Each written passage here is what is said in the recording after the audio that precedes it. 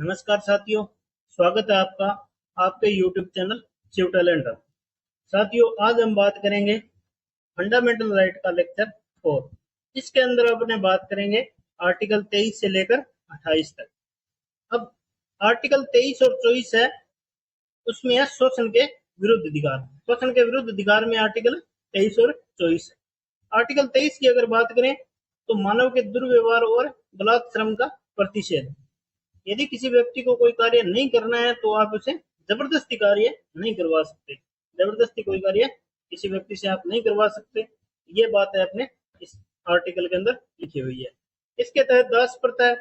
दास प्रथा ये है कि प्राचीन काल में राजा महाराजा है वो अपने साथ है दास और दासियां रखते थे।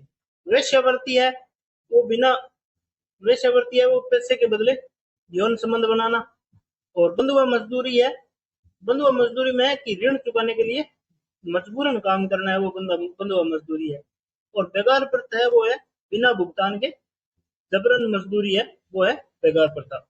आगे अगर बात करें तो आर्टिकल 24 बालकों के नियोजन में प्रतिषेध। बालकों के नियोजन में प्रतिषेध है वो आर्टिकल 24 के अंदर है। ये आप देख सकते हैं इस फोटो के माध्यम से। 14 वर्ष तक के बच्चों को खतरनाक कारखानों और खदानों में नियोजित करने का निषेध है। 14 वर्ष से कम आयु के बच्चों को आप खदानों में या कोई कारखानों में आप काम नहीं करवा सकते। इसके संबंध में एक अधिनियम आया था, बाल श्रम अधिनियम, बाल श्रम निषेध अधिनियम 2016। इसमें 14 वर्ष से कम आयु के बच्चों को किसी प्रकार की व्यवसायिक गतिविधियों में नियोजन का निषेध करता है, बल्कि वह पारिवारिक व्यवसाय में काम बंटा सकता है। 14 वर्ष से कम आयु के बच्चों को व्यवसायिक काम है, कारखाने हैं, खदाने हैं, उसमें काम नहीं करवा सकते। घर के काम है यानी खेती बाड़ी में काम हाथ बटा सकता है। आगे अगर बात करें तो आर्टिकल है 25 से 28 है धार्मिक स्वतंत्रता का अधिकार। धार्मिक स्वतंत्रता के अधिकार में आर्टिकल अगर 25 के बारे में बात करें, अंतःकरण और धर्म को अबाध रूप से मानने की, आचरण करने की व प्रचार करने की स्वतंत्रता है। इसके अंदर ये अपने लोगों में देख सकते हो सभी धर्मों के आइकन लगे हुए हैं। सिख धर्म को कृपाण धारण करने की स्वतंत्रता है। सिख धर्म है वो कृपाण है, वो आर्टिकल 25 के तहत धारण करता है। आगे अगर बात करें तो आर्टिकल 26 धार्मिक कार्यों के प्रबंध करने की स्वतंत्रता है। धार्मिक संस्थाओं की स्थापना है, कोई भी धार्मिक संस्था उसकी स्थापना कर सकता है।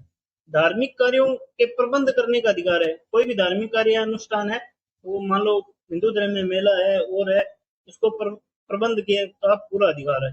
और धार्मिक उद्देश्य के लिए चल और अचल संपत्ति अर्जित करने का अधिकार है। उद्देश्य क्या होना चाहिए? धार्मिक होना चाहिए। चल या अचल संपत्ति अर्जित करने का अधिकार है। उद्देश्य व्यक्तिगत नहीं होना चाहिए, उद्देश्य धार्मिक होना चाहिए। ये आप देख सकते हो इस फोटो के माध्यम से। आगे अपने बात करें तो आर्टिकल 27 है राज्य किसी धर्म विशेष के हेतु कर नहीं लगाएगा। राज्य है वो किसी धर्म विशेष के लिए कर नहीं थोपेगा जनता पे। इसमें यह है कि यदि किसी व्यक्ति को कोई ऐसा कर देने के लिए विवश नहीं किया जाएगा जिसकी आय को किसी धर्म विशेष या किसी धार्मिक संप्रदाय के लिए व्यय करता हो। सभी धर्मों को है वो अबाध रूप से वो आगे राज्य है वो आगे बढ़ाएगा।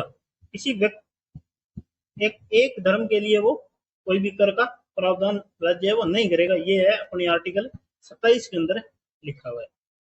आर्टिकल अगर 28 की अगर बात करें तो कुछ शिक्षण संस्थानों में धार्मिक शिक्षा, धार्मिक उपासना के में उपस्थित होने का अधिकार है। आर्टिकल 28 है। तो इसके अंदर क्या है कि ये आर्टिकल है वो याद रखने वाले ही हैं। इसमें कुछ समझने वाली कोई बात तो है नहीं ज्यादा। बाकी हम देखते हैं कि सरकारी विद्यालयों में धार्मिक शिक्षा नहीं दी जा सकती। सरकारी विद्यालयों में धार्मिक शिक्षा नहीं दी जा सकती। निजी विद्यालयों में धार्मिक शिक्षा दी जा सकती है। राज्य द्वारा प्रशासित धर्म विशेष के लिए स्थापित की गई संस्था में धार्मिक शिक्षा दी जा सकती है। राज्य कोई स्पेशल विशेष संस्थान बनाया है तो उसमें धार्मिक शिक्षा दी जा सकती है। और निजी विद्यालयों में भी धार्मिक शिक्षाएं दी जा सकती है। हमारी क्लास कैसे लगी आप कमेंट करके जरूर बताइएगा। और हमारा YouTube चैनल है शिव टैलेंट हब, तो जरूर सब्सक्राइब करें। क्लास को लाइक करें, शेयर करें और पीडीएफ के लिए Shiv talent hub telegram channel को जरूर ज्वाइन करें। वहां आपको ये पीडीएफ प्राप्त हो जाएगी। धन्यवाद।